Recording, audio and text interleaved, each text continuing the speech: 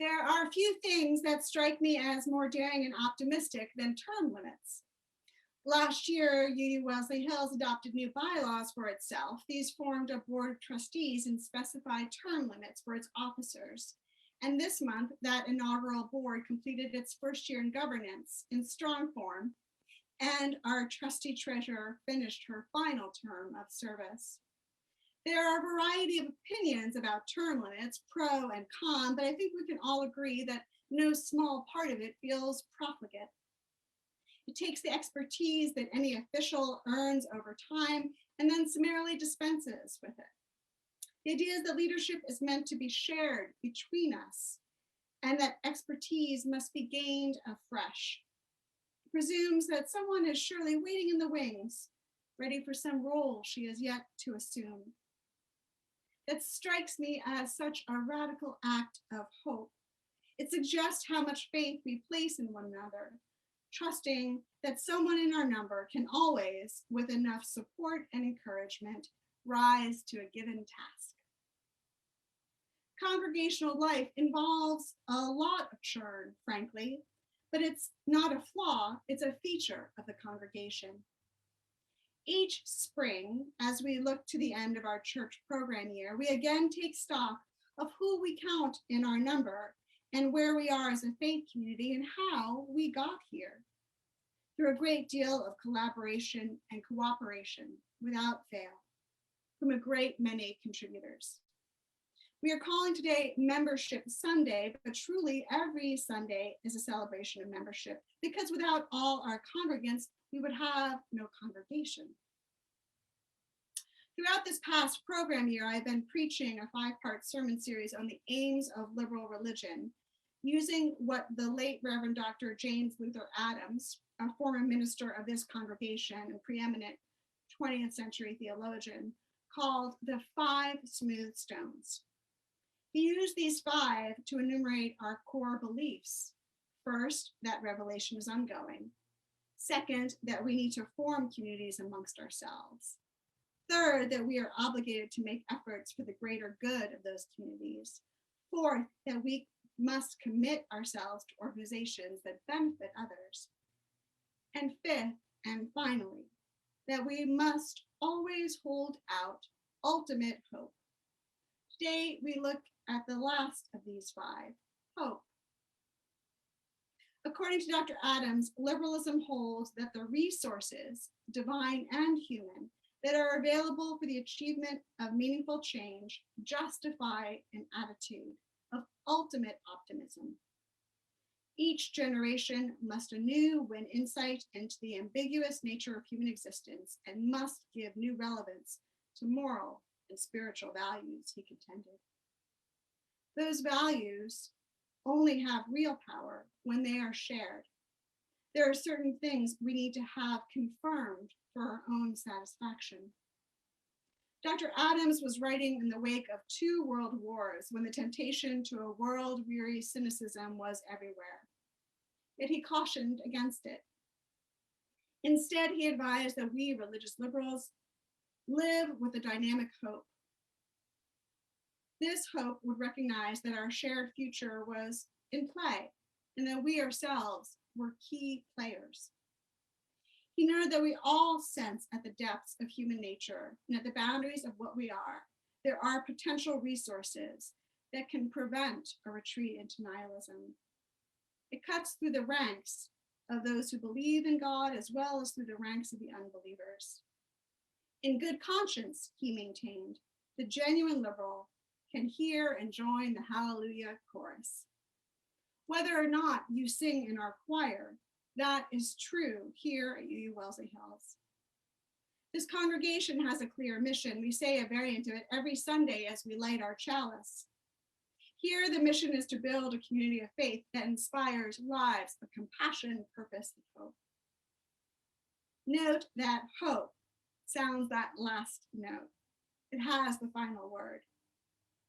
Earlier this year, we ran a series of short interviews with our members called Living Our Mission, and reading those, indeed, I myself found cause for hope in the commitments that people made and kept, in the ways they engaged others in the wider world, and in the attitudes they adopted toward life itself. Hope is supremely communicable in congregations like ours. Hope shifts our orientation away from a preoccupation with problems toward an awareness of possible solutions and profitable partnerships.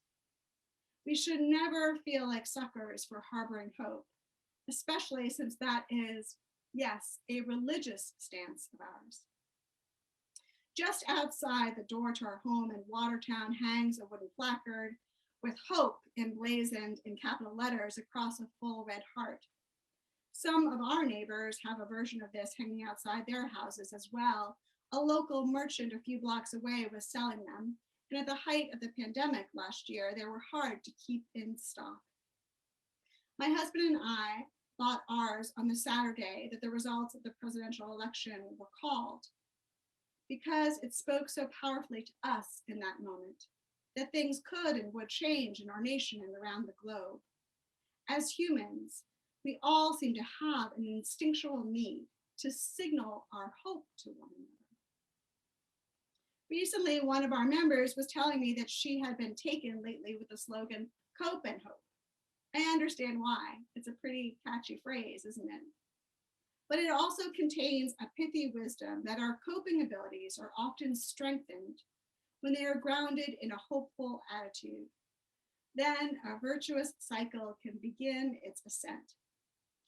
The end of this church program year is coming into our view, and it will indeed mark the end of an unusual era of our mobilizing an immediate response to the pandemic and operating virtually for more than a year now. The church is not a place, it is a people. The church is the gathering together of all the people experiences fear and love in our resilient hearts, gathering however we can, my colleague, the Reverend Margaret Weiss writes. For the church is us, each and every one of us together, a beacon of hope to this world that so sorely needs it. Never doubt that our beacon shines. If this congregation helped you to navigate the difficulties of this pandemic, its many hardships, believe that it helped someone else to do the same. Our congregations truly excel at collectivizing hope. In congregations, people find a powerful sense of belonging. In them, people also make substantial contributions. The challenge inherent in any member appreciation Sunday such as this is that the service will both run long and not be nearly long enough to thank all the volunteers who make our congregation a going concern. Everyone on our board and its various committees, everyone in our task forces and programmatic ministry teams. We'll try to celebrate them all with our year-end celebration in June, which this year will be held in person in our church courtyard, which, as you will recall, was not something we were able to do last spring. We'll welcome warmly our newest members who may have come to us after long years or entire decades of seeking a spiritual home. We'll share any good news we have as a way of growing the good in our midst. Together, we will nurture deeper hope. Later in June, a new board will convene together and we'll look ahead to a time when we can again worship in the sanctuary. That will be such a delight after being gone for it from so long. Even with our doors closed, we somehow managed to celebrate our 150th anniversary.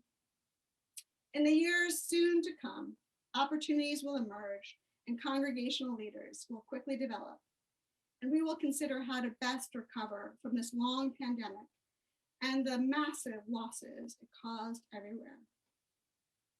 We will cope and hope, hope and cope, cope and hope, as is our wont. We will invite others to join us in doing the same. Our social action will continue its outreach as our area reopens. Our newest members will graduate to just being newer members. New folks will find their way here. And our new treasurer will have all of those interminable passwords stored. We'll look to inspire hope in one another, because ultimately that drives every single one of our endeavors. It has the first and yes, final word.